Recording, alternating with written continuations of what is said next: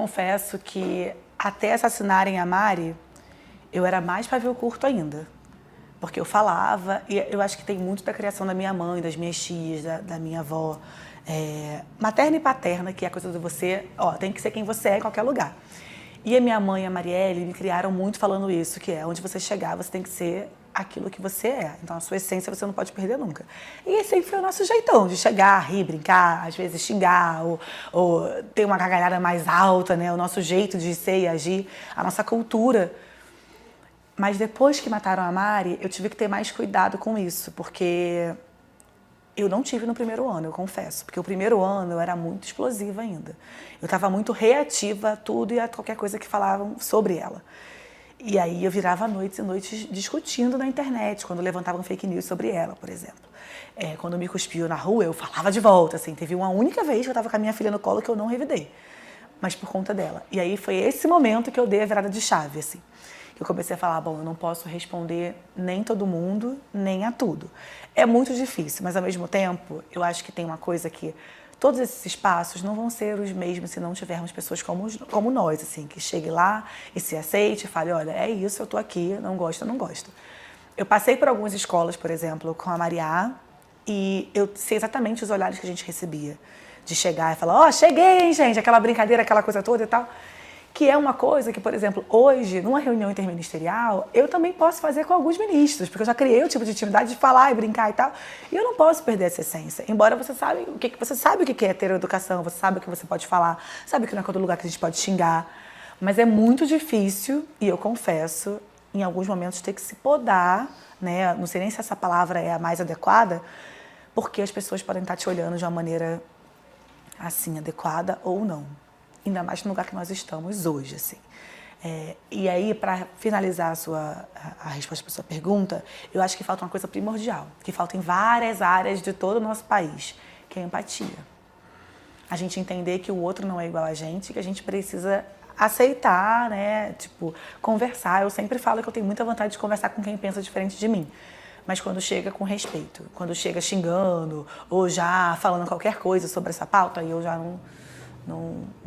nem já dou as costas e já saio. Mas eu tenho essa vontade, assim, que é um pouco do nosso jeito de ser. Que é muito parecido com o da minha irmã. Eu acho que isso, Alissa, de verdade, até me embarga um pouco a garganta, porque é algo que a gente tem de mais valioso. Assim, tipo, não mudar quem a gente é em lugar nenhum.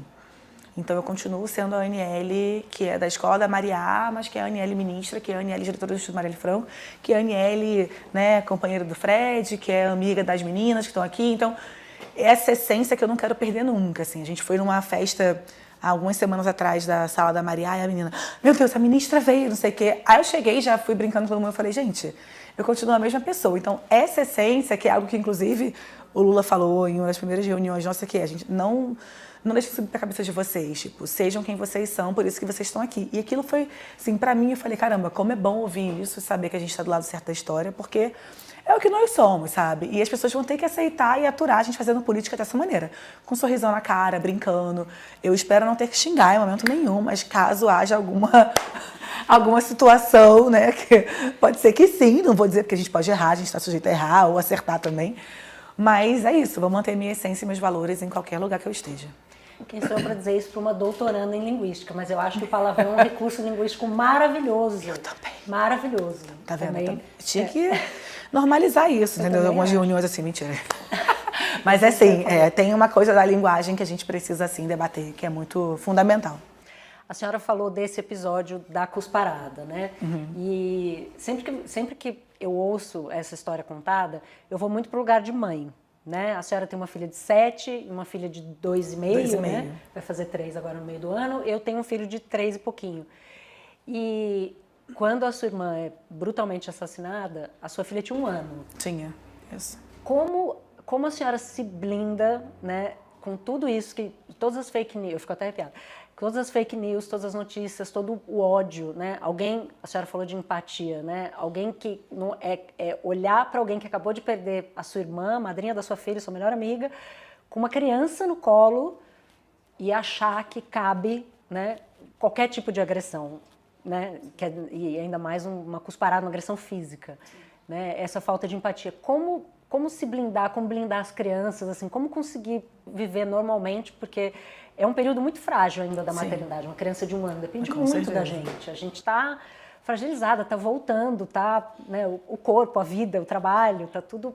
Como aconteceu uma coisa dessa nesse momento?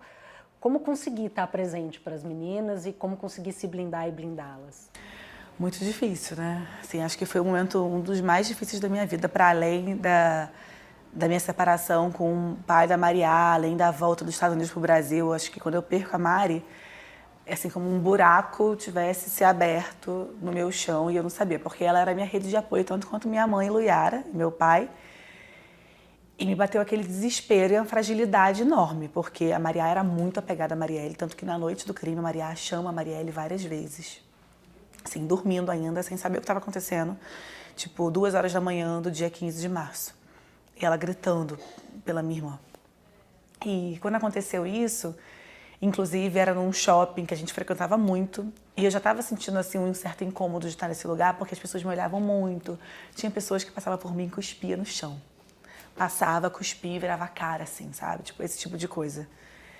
E quando aconteceu esse cuspe na minha cara, ela, oi, mamãe, tipo, ela bota a mão assim, e a única coisa que eu quis fazer foi protegê-la. Então eu limpei, corri um pouco mais rápido, assim, né, andei um pouco mais com ela no colo, e entro no condomínio.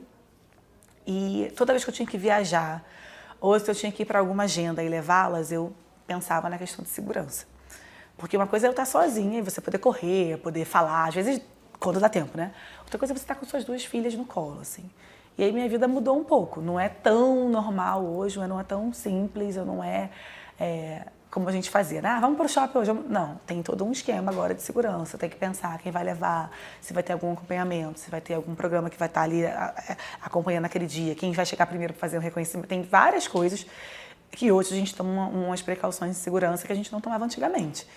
Que para além, para depois, não logo em seguida da cusparada, né? Tipo, aconteceu isso, aí vem o instituto e aí a visibilidade aumenta e aí algumas ameaças chegaram, algumas agressões e xingamentos também via internet, né? Alguma coisa que hoje eu consigo filtrar por a gente ter uma equipe de comunicação que lida diretamente com isso, mas tem coisa que eu ainda respondo muito, então é muito difícil ainda receber coisas do tipo, um dia depois da posse da minha irmã, eu fui xingada de macaca, dizendo que tinha que ter alguma coisa.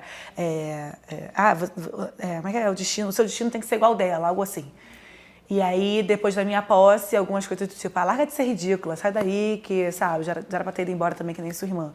São tipo de coisas que, bem ou mal, sempre chega, infelizmente, e a gente tem que lidar. Só que agora a gente, né, encaminha formalmente uma denúncia, né, a gente tem um órgão específico para isso, para cuidar. A gente estava dentro do programa de proteção defensores dos direitos humanos do Rio, não sei eu, que uma família, mas tem lugares e lugares que a gente frequenta, tem coisas que a gente fazia que a gente não faz mais, e quando faz agora é com segurança.